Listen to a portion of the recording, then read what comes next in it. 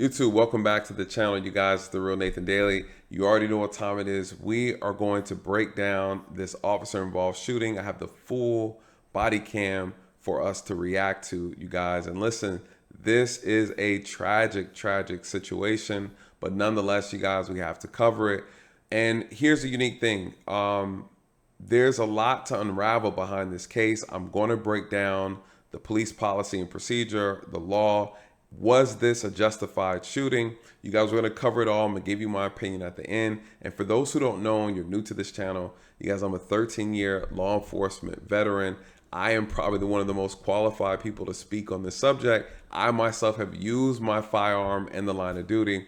So I know the ins and outs. I know what it feels like. And at the same time, you guys, there's also a racial component behind this. The media is already exploiting that narrative. Why do I say that? The victim / suspect is a black female and the two officers involved are white. But not only that, you have the suspect who died in this encounter. But not only that, she was also pregnant. So there's a lot to unravel in this case. You're going to cover it all. Before we dive into the video, please take the time to like the video, share the video, and also make sure you comment. I want to get your thoughts and your opinions on this. Do you believe this shooting was justified or was it not justified? What are your thoughts on that? Let's dive into the video, you guys. Listen, graphic warning. All right. So just giving you a heads up, this is the full raw video. I will be pausing and blocking out the moment that the suspect is shot, just for the sake of YouTube, you guys. But then we're gonna go through the rest of the video, and then we'll go and break down and I'll give you my analysis. All right. But before that, the background. Let me give you the background on the video. Takaya Young is the suspect / victim in this incident. What happened? She was allegedly at the liquor store, allegedly shoplifting, and she got into her vehicle. The police were already at the scene on another call that was unrelated. One of the employees of the store flagged the officer down and said, "Hey, that lady just shoplifted from our store." And that's how this whole video starts off, you guys. All right, so just a little background. 10 to 29, 3705 Managua, 3705. What's that? Female is hallucinating. Much of a loss for attend. Hey, stop. Hey, out of the car. Out of the car. Out of the car. Out of the car. Out of the car. Out of the car. They said your stole stuff, do not leave. Get out of the car. Then get out. No, then get out. Get out of the car. Get out of the car. Shots fired. Stop the goddamn car. Stop the goddamn car. We're going to have 44 on route. He's going to be at. There it is. Now I'm going to show you from the angle of the officer who actually pulled the trigger. All right. 10 to 29, 3705 Managua, 3705. A female is hallucinating. Much of a loss for attend.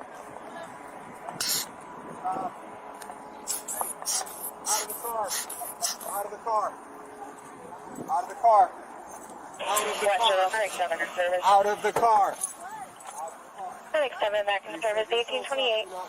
Get out of the car. Then get out.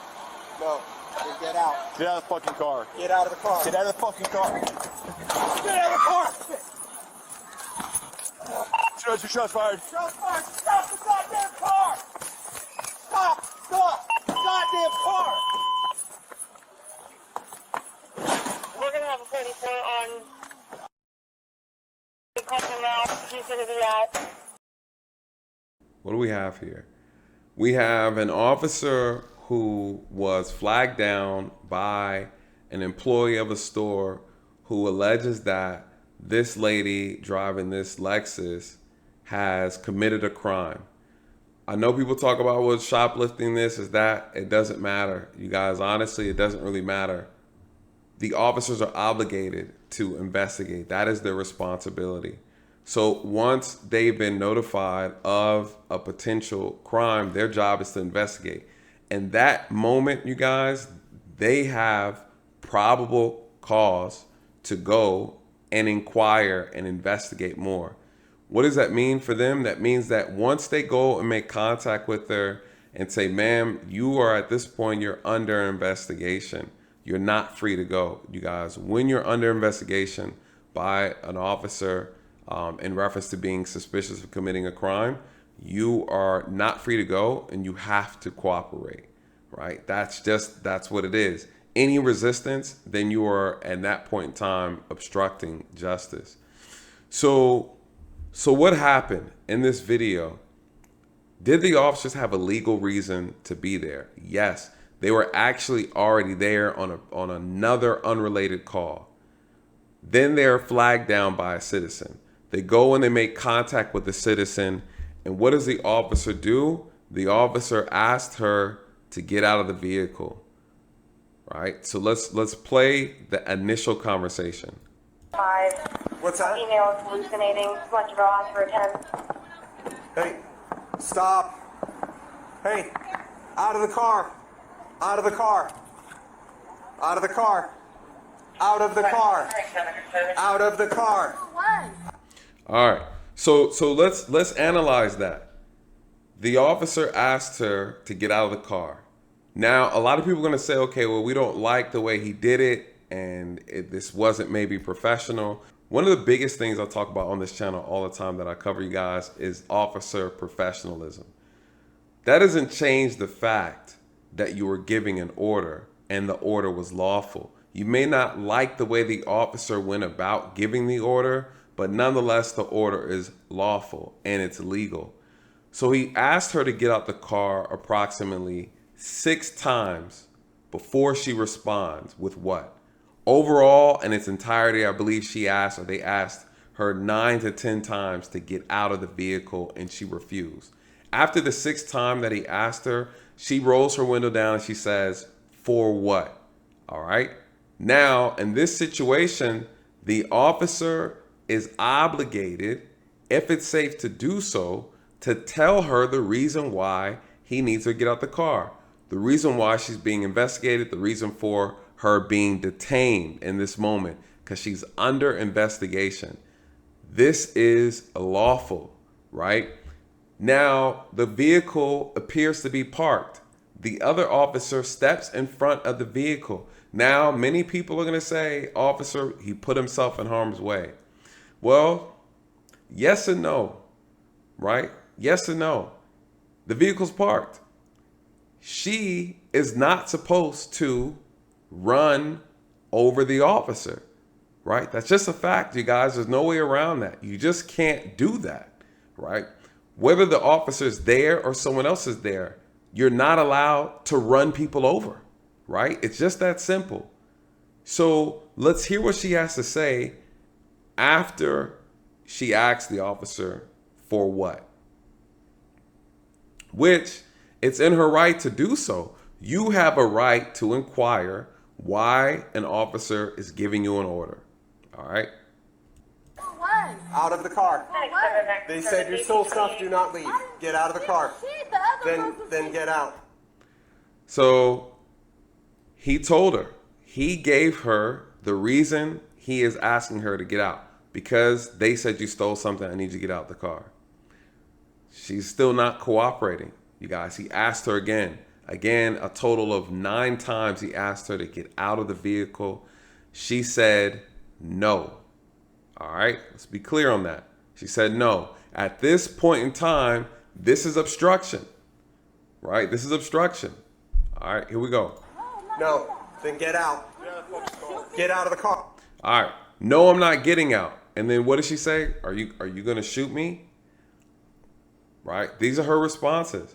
No, I'm not getting out. Are you going to shoot me? All right. They asked her again, get out the car. She's refusing to get out.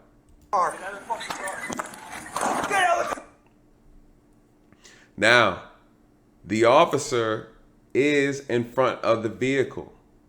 Okay? He's in front of the vehicle. The vehicle is driving off with him in front of it. Is this justified for him to fire his weapon? Let's talk about that. All right, let's talk about that. People are going to say, was she armed? She wasn't armed. She didn't have a gun. You guys, she was armed.